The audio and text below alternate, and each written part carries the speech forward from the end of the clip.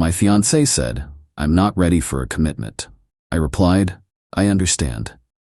Then I sold the engagement ring and used my share of the wedding fund to start a company with my best friend. 2 years later, she was frantically texting, "I've made a mistake," after seeing my success. I'm a 30-year-old guy, or I was when all this started. Now I'm 32, and honestly, I never thought my life would turn into something worth posting on Reddit, but here we are. 2 years ago, I was on the cusp of everything I thought I wanted. I had a good job in project management, a great group of friends, and a fiancée, Catherine, then 28. We'd been together for 5 years. We had the whole thing planned: the wedding, the reception, the honeymoon. We had a joint wedding fund we'd both been contributing to, which had hit $30,000. Separately, I'd been aggressively saving for a down payment on a house, socking away about $20,000 on my own. I'd also spent nearly $12,000 on a custom engagement ring, a piece I'd helped design myself. It was a Tuesday night. We were on the couch eating Thai food, the comfortable silence punctuated by some reality show. Then she muted the TV, turned to me, and her expression made my stomach clench. "I can't do this," she said, her voice trembling. I genuinely thought she meant the show. "Yeah, this season is pretty bad." I remember chuckling. She shook her head, tears welling. "No, Christian. Us, the wedding. I'm not ready for a commitment." The phrase hung in the air, thick and suffocating. "Not ready? Catherine, the wedding is in 4 months. We've put down deposits." "I know," she whispered, staring at her lap. I feel trapped. I need to find myself. I need to be on my own for a while." It was the ultimate cliché, the one that means it's not me, it's you, except it's totally you. I asked if there was someone else. She swore there wasn't, that this was about her own journey, her fear of losing her identity in the we of our relationship. I'm not a screamer. I don't throw things. My brain just goes into triage mode. The patient was our relationship, and she had just pronounced it dead. There was nothing to salvage. So I just looked at her and said, "I understand." I think the lack of a fight shocked her. She was prepared for begging, for anger. All I gave her was quiet acceptance. If someone doesn't want to be in the boat with you, you don't beg them to stay. You just start rowing. The days that followed were a surreal hell of logistics. Canceling vendors, getting what little deposit money we could back, calling our parents. It was a masterclass in humiliation. Her parents, especially her mother, were icy towards me, hinting that I must have done something to drive her to this. Catherine and I met at a coffee shop for the final financial split. We divided the balance of our regular account. Then we looked at the $30,000 wedding fund.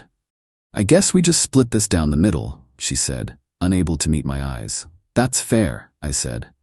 I initiated the transfer of my $15,000 share right there on my banking app. She then slid the engagement ring across the table. It glittered under the fluorescent lights, a tiny monument to a dead future. "You should have this." "It's a custom piece," I stated, my voice flat. "The jeweler won't give a full refund." "Oh," she said, a flicker of annoyance in her eyes. "Well, do whatever you want with it." So I did. The next day, I sold it to a different jeweler. They gave me $7,000 for it. Seeing the value plummet like that was painful, but the check in my hand was real. That night, my best friend Sean came over to my half-empty apartment. I was surrounded by boxes of her stuff, drinking a beer. Sean, a brilliant coder stuck in a soul-crushing IT helpdesk job, had been dreaming of us starting a software consultancy for years. He had the technical genius. I had the project management and sales background. We just lacked the capital. He saw the $7,000 check on the table next to my laptop, which showed the new balance in my savings account. I'd combined everything: my $15,000 from the wedding fund, the $7,000 from the ring, and my own $20,000 house fund. A grand total of $42,000. Sean's eyes lit up. "Dude, this is it. This is our shot. Apex Solutions. We can do it." It was a terrifying thought, to take all the money I had in the world, the remnants of a failed life plan, and bet it all on a high-risk venture. But then I looked at my silent apartment, at the future that had been erased. A blank page is a scary thing, but it's also an opportunity. "Okay," I said, "let's do it." The next 6 months were a blur. We operated out of my spare bedroom. Our diet consisted of coffee, cheap pizza, and pure adrenaline. I built the website, cold called potential clients, and handled the business end. Sean coded until his eyes burned. That $42 was our runway. It paid for our business registration, high-end laptops, software licenses, and kept us barely alive while we underbid on our first few small projects, just to build a portfolio. Slowly, it started to work. We landed a decent contract, then another. Our reputation grew. By the end of the first year, we had enough consistent work to move out of my apartment and into a small 2-desk office in a co-working space. By the 2-year mark, we had just hired our first 2 employees, a junior developer and a part-time admin. We weren't rich, but we were profitable. We were building something real. I hadn't heard from Catherine. I'd blocked her on everything, not out of spite, but for my own sanity. I'd heard through friends she'd been traveling, dating some guy, living her authentic life. Good for her. Then last week, a local business blog published a feature on up-and-coming tech firms. There was a picture of me and Sean, looking exhausted but happy, in our little office. They called us a bootstrap success story. And then my phone buzzed. A number I didn't recognize. I saw the article. "You look good." It was Catherine. I didn't reply. A few hours later, I've been thinking a lot about us. About everything. Still nothing from me. Then came this morning's text. A novel-length monologue about how she'd made a terrible mistake, how her mother had poisoned her mind, how her artistic boyfriend was a leech, and how finding herself was just a euphemism for being lonely and broke. It ended with the line that sparked this whole post. "I've made a mistake, Christian. A huge mistake. I see the man you've become, and I want to be with him." I read it over and over. The man she left wouldn't have known what to do. But the man I am now, the one who survived the fire and built a business from the ashes, I felt a profound, chilling silence. I haven't answered. I don't plan to. So Reddit, AITA for using my life savings to build a future she didn't want a part of. And how do I handle the person who is now trying to claim a ticket for a train that's already left the station? Update 1. First, thanks for the incredible response. It's been validating to know I'm not crazy.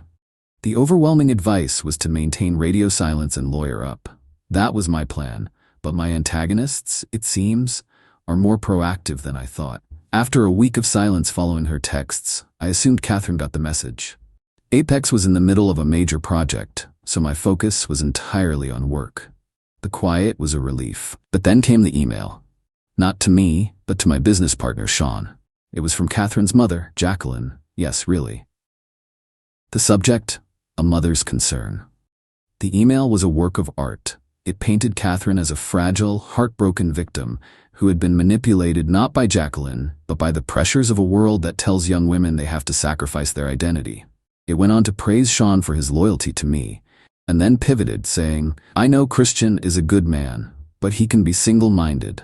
Catherine supported him emotionally through the years he was planning his next steps. It seems only fair that her foundational support in his journey is acknowledged. Sean forwarded it to me with the simple message, "Get ready, the crazy is mobilizing." We ignored it. Then the following weekend, Sean and I were at a local tech meetup, an event we attend regularly. As I was getting a coffee, a voice behind me said my name. I turned. It was Catherine. She looked tired. The bohemian chic she was going for seemed more like a costume than a lifestyle. It was no coincidence. She knew we'd be here. "Christian," she said, forcing a smile. "I know you're ignoring me, but can we please just talk for 5 minutes? Please?" Sean materialized at my side looking like a bulldog ready to pounce. I gave him a slight nod that meant stay close. 5 minutes, I said, and we stepped into the hallway. The moment we were alone, the facade crumbled. Tears streamed down her face. "Everything I texted is true, Christian. I was an idiot. My mom, the world. I got scared. I threw away the only real thing in my life." I waited. "And?" My voice was flat, devoid of emotion. "And I want us to try again," she pleaded. "Look at what you've done. Apex is amazing. I always knew you could do it. I want to be a part of it. Your partner, in every way." There it was. She saw the article, the success, the potential. She didn't miss me. She missed my upward trajectory. "A part of it?" I asked, my voice dangerously quiet. "Catherine, you forfeited your right to be a part of my life. You wanted independence. You wanted to find yourself. I gave you that. I respected your decision. Now you need to respect mine." Her expression shifted instantly from sorrow to indignation. The tears stopped as if on command. I helped you. That was our wedding money. Money for our future. I let out a short, sharp laugh. No, it wasn't. It was money in a joint account that we legally divided. I used my half for my contributions. You used your half to go on a 3-month tour of Thailand with that artist, didn't you? That was your choice. This was mine. Her face flushed with anger. You're twisting things. You're being cruel to punish me. No, I said, looking her dead in the eye. I'm not punishing you. I'm protecting myself. I'm protecting Sean, and I'm protecting our employees. My 5 minutes are up. I turned and walked back to the meetup, leaving her standing in the hallway. Sean just handed me my cold coffee, and we got back to networking. I knew this wasn't the end. The sense of entitlement was too strong. This was a calculated campaign, and I had a sickening feeling that they were just getting started. The first thing I did on Monday was call a lawyer, David, a specialist in business litigation. This was no longer a personal issue. It was a business threat. Update 2, hello, Reddit. Things went from bad to worse, and then they got strategic. Our lawyer, David, confirmed our position was legally sound. Catherine had zero claim, but he gave us a stark warning. Legality doesn't stop people from trying to ruin you. Document everything. Do not engage. We followed his advice. But the next attack was far more insidious than a confrontation at a meetup. It was a direct assault on our livelihood. It came from Jacqueline. She is, as it turns out, deviously clever. She called our office line. Our part-time admin, a sweet college kid named Terry, answered. Jacqueline put on her best, doting, potential client voice. She claimed to be a senior executive at a major corporation looking for a new software partner. She flattered Terry, praised our company's profile in the blog, and said before she could move forward she needed to do her due diligence and speak to a few of our current partners to verify the quality of our work. Sean, who took the escalated call, is a tech genius but can be too trusting. Flattered by the prospect of a massive client, he gave her the names of 2 of our key accounts. We didn't realize the trap until a week later. I got a call from Mr. Lawrence, the CEO of our largest client. He sounded grave. Christian, I got a very disturbing anonymous email about you and your company's origins. He forwarded it. It was a masterpiece of character assassination. It claimed I had unscrupulously liquidated joint marital assets from my grieving vulnerable fiancé to start the company.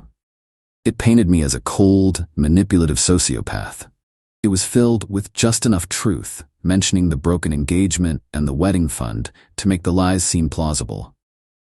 They had sent it to the clients whose names they'd tricked Sean into revealing. My blood ran ice cold. This wasn't just an attack on me. This was an attempt to sabotage our company, to hurt Sean, to jeopardize the jobs of our employees. My calm evaporated. In its place was a cold, focused rage. The war was on, and I was going to finish it. Step 1, the cease and desist. David drafted and sent a brutal C&D letter to both Catherine and Jacqueline via certified mail. It detailed their harassment, the fraudulent phone call to obtain client information, a potential wire fraud issue, and the defamatory emails. It made it clear that any further action would trigger a lawsuit for defamation, libel, and tortious interference with business relations. Step 2, the truth offensive. I immediately called the clients who had been contacted. I was calm and professional. I explained that I was the target of a malicious harassment campaign by an ex-partner stemming from a breakup years ago. I didn't share the dirty details, I just stated the facts. Thankfully, our relationship with them was strong. They saw it for what it was, a desperate personal attack, and stood by us. But the damage was done. The trust had been breached. Step 3. The lawsuit trap. As David predicted, the C&D didn't stop them. It just made them formalize their attack. A few weeks later, I was served. Catherine was suing me, not for a piece of the company, but for the return of her $15,000 plus damages for emotional distress and unjust enrichment, claiming I had coerced her during a vulnerable time. David was almost gleeful. They've delivered their own head on a platter, he said. We're going to get this dismissed, and then we are going to make them pay for every single cent of our time.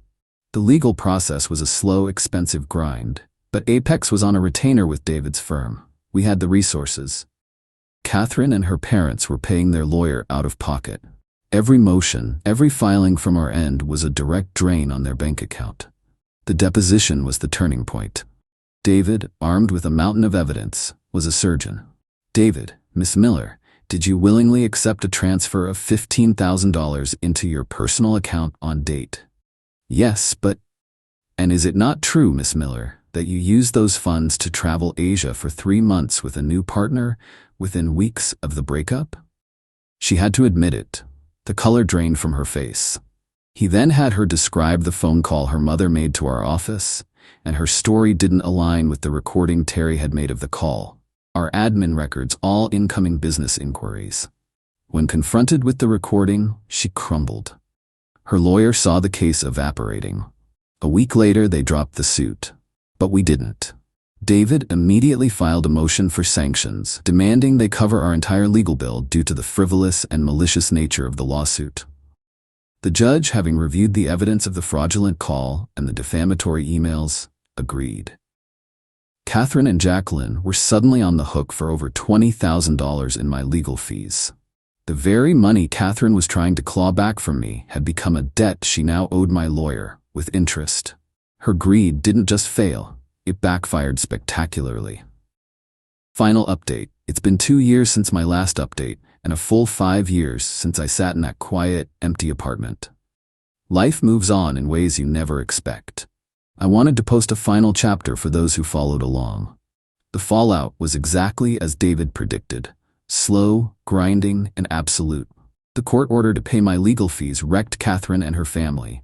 Doris, a mutual friend who stayed in touch, gave me the grim summary. Jacqueline and her husband had to take out a high-interest second mortgage to pay the initial judgment. It wiped out a huge chunk of their retirement savings. The financial stress, coupled with the sheer humiliation of their scheme being exposed, fractured their family. Jacqueline blames Catherine's emotional weakness. Catherine blames Jacqueline's manipulative plans. Their codependent alliance shattered under the weight of real-world consequences. Catherine is paying off the debt in court-ordered monthly installments. It's a significant portion of her salary from her retail job. She had to give up her apartment and move back home. The home that is now a source of daily tension and resentment. The friends who once offered her sympathy saw the depths of her actions and quietly faded away. She is, by all accounts, bitter and isolated. There was no epiphany, no change of heart, just the quiet, suffocating reality of a hole she dug for herself. As for me, the last few years have been a different kind of grind, a good one. Apex Solutions isn't a tech unicorn, but it's a real, durable success story. We have a team of 18 brilliant people, we have a great office, a stable of long-term clients, and a reputation for integrity. That feels better than being a billionaire. Knowing we built it the right way, that we provide a great workplace for almost 20 families, is a success that feels solid and earned. On a personal level, I finally found a true partner. Her name is Hannah. She's a structural engineer, a woman who understands foundations. I told her this entire insane story on our third date, wanting to lay all the cards on the table. She listened intently, took a sip of her wine, and said, "Good thing you're good at documentation. She sounds like a nightmare." There was no fear, no judgment, just an immediate understanding. Being with her is easy. It's a partnership of equals, built on respect, not obligation. We live together. We're building a life. We haven't talked about marriage, and for the first time in my life, I don't feel like that's the inevitable goal. The goal is the partnership itself. I learned that commitment isn't a contract you sign or a party you throw. It's the quiet, daily choice to protect and support someone. And it's realizing when someone has made the choice to do the opposite. There was no final, dramatic confrontation, just the slow, inevitable conclusion. They tried to burn down my new life. In the end, all they did was provide the fuel for me to build it even stronger, while they were left with nothing but the bill for the matches. Thanks for reading, Reddit. It's been a hell of a ride.